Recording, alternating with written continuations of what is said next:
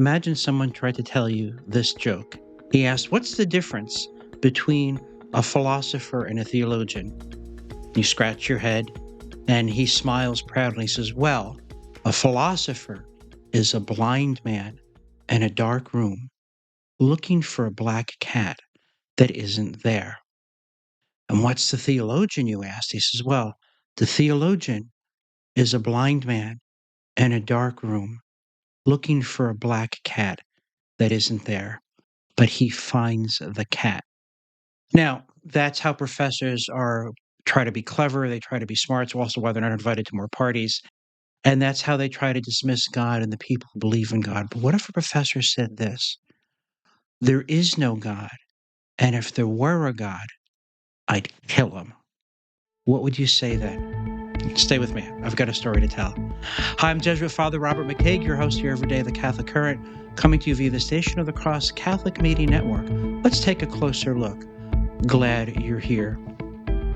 Atheism, the rejection of the existence of God, has been around for a very long time, and it changes costumes every now and again.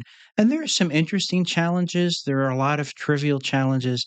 The challenges come down to two. There's the naturalist challenge that says everything that's here, atoms and plants and planets and humans, can all be explained by nature. You don't need to drag the supernatural into it. The other is more of a moral argument. It's the argument from the problem of evil. How could a good God allow X, Y, Z? Why can't an all good, all powerful God deal with A, B, and C? I think the second questions are a lot harder to answer because it deals with the human heart, but that's not my subject here. Remember, the word atheism says there is no God. But I want to talk about something different, something that's really not all that old in the grand scheme of things, and that's anti-theism. The claim that not only is there no God, but if there were a God, we would want to get rid of him. But why would we want to get rid of God? If there were a supreme being, a creator who called us out of the nothing into existence, wouldn't we want to know who he is? And if we said, wait a minute, if he's a supreme being, he's infinite, he has all goods, he can't benefit from his creation, he can only create us out of generosity and love, wouldn't we want to meet him? But there are some people who are crazy, but not stupid.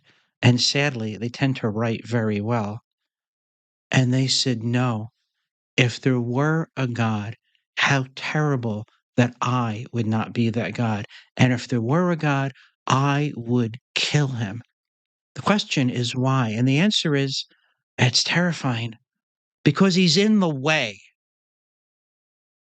You see, if there is a creating God, even a creating God who loves, then there are actions and freedoms that are in harmony with the providence, the design of the good, creating, loving God, and there are those against it, and we call one good and the other evil.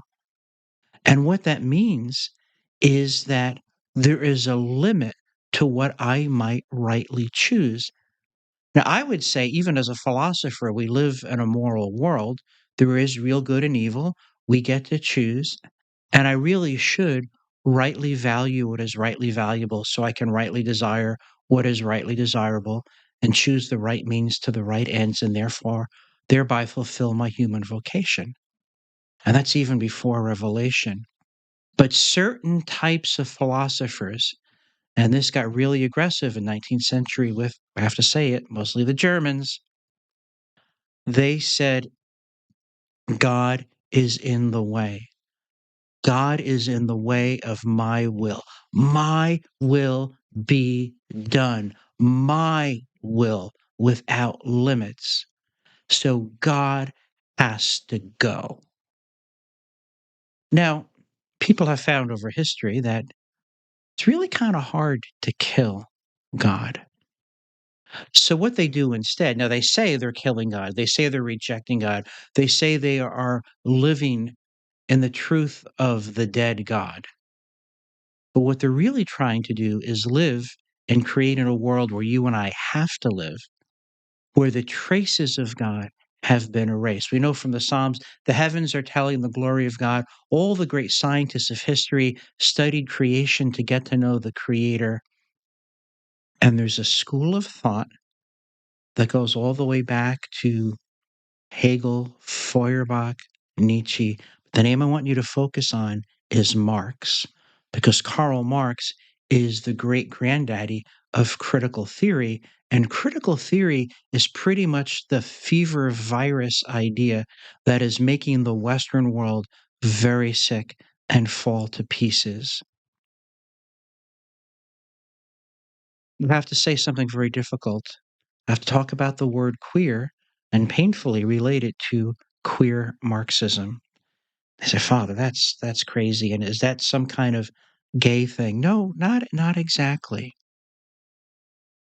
On the Marxist view of queer, you upset and destroy and disorder all apparent order, all the things that were taken for granted, all the building blocks of human life, including the rule of law and family and private property, and that sense of good and evil and community and boundaries. That's all got to go. And at the root of it all, according to this theory, is you have to get rid of male and female. Because if you get rid of male and female, then you're not going to have families. You're not going to have heirs. You're not going to be concerned about private property because there's no one really to give it to. And when all that is erased, when you're finally really ready to own nothing and be happy, or else, that's when the glorious Marxist paradise will begin. So here's the goal of the anti-theorists, the anti-theists, the critical theorists, the queer Marxists, the non-binary, the people with the bright ideas that are sending people in the street to throw bricks, shoot at law enforcement officers, and start fires. It comes down to this. They want to seize as much power as possible so that they can upset the system, destroy the system, queer the system, so that capitalism will collapse and then the Marxist paradise will begin. So, atheism, philosophically, theologically, as a professor of philosophy and theology, as a priest, as religious, they don't excite me. Um, I can talk with them. That's fine. I don't mind that. It's the anti theists, the one who say they're ready to kill God. They're ready to erase his traces and all of creation, up to and including the divine wisdom inscribed in our very flesh as human beings, as male and female. They're willing to bleach all that out so that all of human efforts and all of human history will collapse. And then from the rubble, comrade, the workers' paradise will begin. That's what they say. And how they're trying to do it is to, as I said, erase all the things that we have taken for granted. What does this have to do with us as Christians? And what does it have to do with us as Catholics? Well, totalitarians of every stripe and shade have always hated the Catholic Church. Why? Because it says that God is greater than the state or the party or the dear leader or the ideology. And it sets up institutions, parishes and dioceses and monasteries and families and schools that the state is not meant to go to. And so that's why tyrants of every kind, and especially the queer Marxist kind, really hate Christianity and really, really hate the church. My concern now is as they're starting fires and committing murders and tearing at the fabric of our society, they're creating a culture where Orthodox believers, Orthodox with a small o in this case, people believe in the incarnation and the Trinity, for example, where they must, on this view, be silent or silenced or compromised or dead. And it seems to me, while Christians are busy setting up various circular firing squads to shoot at each other for this or that complaint, great or small, real or imagined, there are people drilling holes in the boat we're all in. So, what I want us to do is to become better informed and say that people who hate God hate what God has made. If you hate the Creator, you hate the creature. If you hate what is human, then you will hate the Christ. So here's the words I want in your head this week. Anti-human leads to anti-Christ. And that leads us to a much bigger topic than I can handle today. So here's my invitation to you. I want you to join us on Friday, on July 11th at 5 p.m. Eastern at the Catholic Current via the Station of the Cross Catholic Media Network. And I'm going to talk about this some more, that atheism has become anti-theism, has become anti-human, which is becoming anti-Christ. Think on these things today. Take them to prayer and talk about it with those you love. Go in peace, and please do pray for me, for I am a sinner. Thanks for watching today. I release new videos on Mondays and Wednesdays. Check out the archives for more videos. You can listen to my podcast at stationofthecross.com, and you can find my written work at heraldofthegospel.org. See you next time.